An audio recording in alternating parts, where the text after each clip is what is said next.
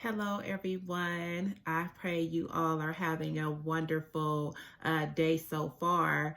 I'm not going to hold you guys long. I know people are preparing for their New Year's Eve, and New Year's Day celebrations. I'm going to go ahead and get right into this.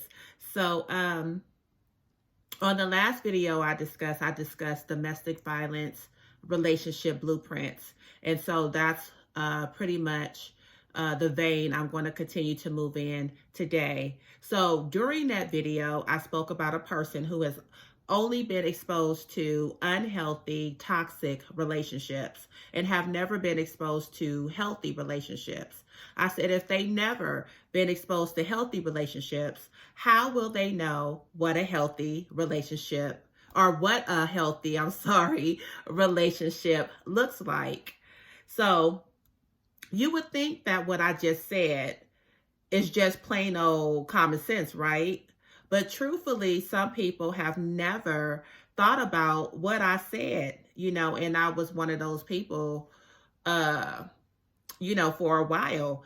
That's, let's just say, for instance, for example, you kind of been raised in an unhealthy, toxic environment all your life, and even as an adult, that you're perpetrating these same behaviors in your life. So let's just say, you're an adult, you get a job, and now you're coming around different, people who might have been raised in a different environment you were raised in.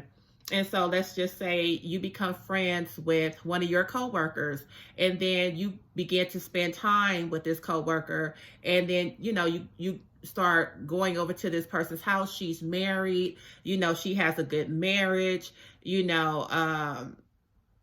her marriage and her relationship is very healthy, and now you're at her house, and then you're noticing the interaction between her and her husband, and then something on the inside of you is like, wait, wow, like this is different, this is different, this is new.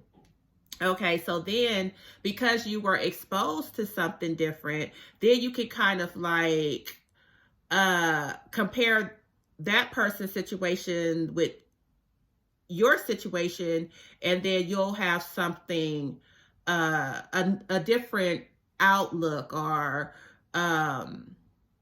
point of view on what a healthy relationship looks like. Okay, or what a healthy relationship looks like.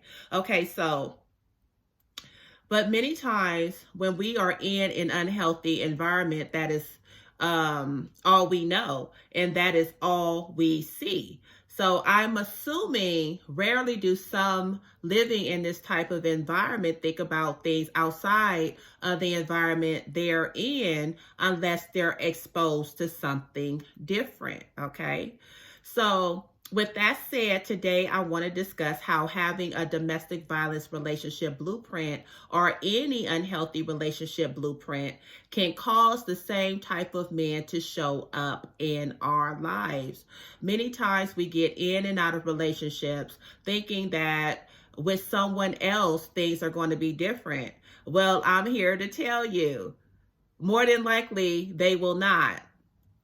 With these relationship blueprints embedded on the inside of us, we will attract the same type of man. If you are dealing with this issue, have you noticed the same type of men have been showing up in your life? It's a different man, but he has many of the same qualities and characteristics as the one you ended the previous relationship with. So a different person, so as we think, but the same man. And I'm repeating this because I want you to hear me. So the packaging may be different, but in reality, it is the same man. Sometimes, when we have been, or our loved ones are in an unhealthy relationship, we're just focusing on praying and hoping and wishing, that this this relationship would end, because we're suffering, or our loved one is suffering. So we just want that relationship to end. So, our loved one can come out of that, damaging, toxic relationship. But in our reality, the thing is, hold on a second, let me just find my place. Okay. So, but in our reality, if that person, if we do not, or if our loved ones do not recognize this relationship blueprint on the inside of them, even if we leave the person or our loved ones in the relationship, the thing is, if they do not recognize this unhealthy relationship blueprint on the inside of them, or if we don't recognize this unhealthy relationship blueprint on the inside of us, all we are going to do is, like I said, we're going to attract someone else just like the person, that we've ended the relationship with, or the person that our loved ones have broken up with. That's why, like I said about the one of the mottos for DVTV, is healthy you, healthy life, healthy love, because we got to get healthy to have a healthy life and to have healthy love. So since their lives are public, I'm not going to name any specific ones, and there's no judgment here. There's never no judgment. But look at some of the celebrity relationships that we hear about. Some of them are in and out of relationships constantly, thinking the next one is going to be different. As I said, more than likely, they will not, because they have to recognize, that blueprint that is operating, that is working on the inside of them, that caused them not to be able to maintain a relationship, and what causes them to jump from relationship to relationship, thinking that, things are going to be the same, So they will not be different unless they recognize the relationship blueprint on the inside of them that is causing them to attract the same types of relationship, but with different people.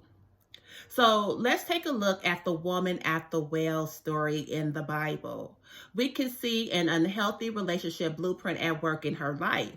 The woman at the well story can be found in John chapter 4. So Jesus' encounter with the woman at the well was not by accident. It was not by accident. Jesus went to that well specifically to have an encounter with this woman to help her overcome these issues that were plaguing her life. She needed to be healed of the issue of the relationship blueprint that was on the inside of her. So when the woman appeared, Jesus began talking to her. I'm not going to go into the whole story, but after Jesus was conversating with this woman for a while, Jesus asked the woman to get her husband. The woman answered and said to Jesus, "I have no husband." And Jesus said to her, "You have well said, I have no husband, for you have had 5 husbands, and the one whom you now have is not your husband, and that you truly speak." So this woman, okay, so let me just get back to my notes. So from what Jesus said, we learned this woman was married 5 times, and the relationship she was currently in, she was not married to this man.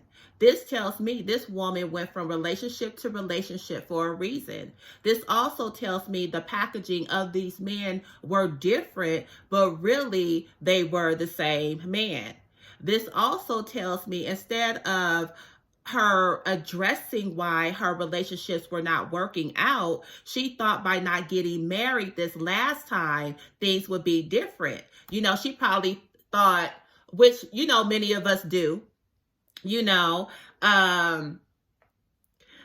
instead of addressing like what's going on, like why are these relationships are not working out, or recognizes like, oh my God, like the first husband, the second husband, reminded me of the first husband, the third husband reminded me of the second husband. So instead of doing that, we'll just assume like, oh, well, maybe marriage is not for me. So I'm just going to go ahead and, just be in a relationship without being married, and then maybe, things would be different. But, that's not the truth. You have to get to the truth. You have to get, excuse me, this thing is just poking out and bothering me. But, yeah, we have to get to the root cause of these issues.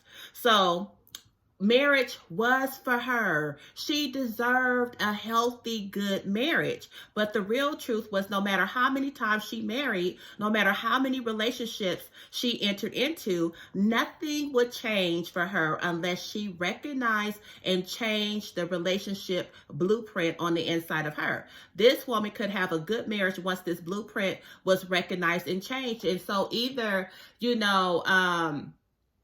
the man that she was currently with, either, their relationship blueprints would change together, or maybe that relationship would have to end. And, once she get healthy, once she get this blueprint relationship, change, then she'll attract, someone else with the similar blueprint that she currently has. Okay, so Jesus then tells this woman in verses 23 and 24, but the hour is coming, and now is, when true worshipers will worship the Father in spirit and truth, for the Father is seeking such to worship him. God is spirit, and those who worship him must worship in spirit and in truth. This scripture, these verses right here were very instrumental in my recognition of a lot of things, and my healing and transformation journey. So Jesus was offering this woman living waters and truth to be healed from the issues that plagued her life and relationships. So Jesus said in John 6:3, the words that I speak are spirit and they are life. So after this woman's powerful encounter with Jesus, she went into her city and told the people in it, come see a man who told me all the things that I ever did. Could this be the Christ? Okay, so I believe this woman's one encounter with Jesus and the living waters and truth she was exposed to changed this woman's life for the better. And it is my prayer that the information that I am sharing with you all is changing your life for the better. Like I said, I've been through this journey, and I've learned a lot by studying, God's word, and God opening my eyes to why a lot of things were not working or were not happening in my life. So, and that's what I'm trying to do. I'm just trying to share what I have learned over the years with you all. And like I said, I pray that this information is changing your lives for the better. So that's all I have for today. I want to wish you all a very happy, blessed, prosperous new year. And I will talk to you all the next time for your hope for tomorrow. So God bless and take care.